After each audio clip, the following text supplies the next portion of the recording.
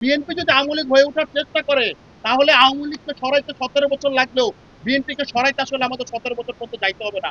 আমরা হয়তো বা 17 মাসে সেই কাজ করে ফেলতে পারবো। তো আমরা বলতে চাই, আমরা চাই একটা নির্বাচিত সরকার, যারা গণ অভ্যুত্থানের পরে প্রথম যে সংসদ নির্বাচন, সেই সংসদ নির্বাচনে নির্বাচিত হয়েছে, তাদের প্রতি আমরা সম্মান রাখতে চাই। আমরা বাংলাদেশের যে 60% মানুষ ভোট দিয়েছে, তাদের ভোটের প্রতি আমরা সম্মান রাখতে চাই। আমরা সকলে মিলে সরকারি দল, বিরোধী দল, সরকারি মত, বিরোধী মত, সকলকে সাথে করে নিয়ে আমরা এই বাংলাদেশটা গড়ে তুলতে চাই।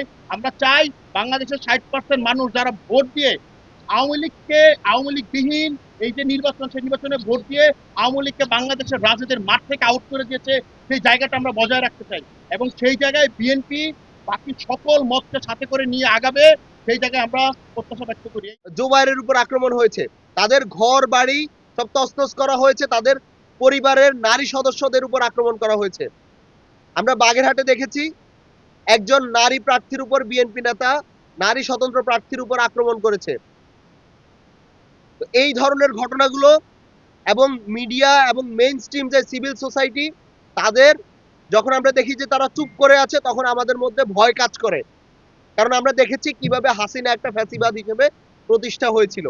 তো এই ধরনের কার্যক্রমগুলো যখন আমরা বারবার দেখছি এবং বিএনপির হাইকমান্ড নিশ্চুপ, এগুলোকে শুধুমাত্র গুজব হিসেবে ফ্রেম করার চেষ্টা করা হয়, কিংবা মিডিয়া শুধুমাত্র এটাকে সংঘর্ষ হিসেবে দেখানোর চেষ্টা করে, তখন আমরা এগুলো নিয়ে অনেক বেশি আতঙ্কিত হচ্ছি।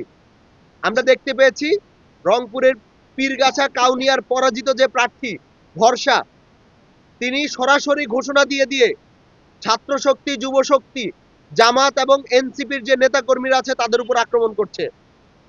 তারা আক্তার হোসেনকে অবাঞ্ছিত ঘোষণা করছে, যিনি জনতার ভোটে নির্বাচিত। যারা জনতার ম্যান্ডেটকে অস্বীকার করছে তারা।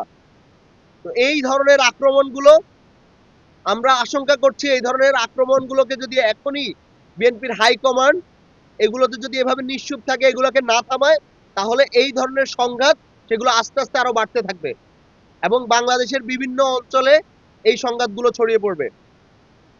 আমরা মিডিয়া সহ সিভিল সোসাইটিকে অনুরোধ করব যে আপনারা সরকারের বা যারাই ক্ষমতায় আসুক তাদের হচ্ছে পা চাটা গোলামে পরিণত হয়েন না।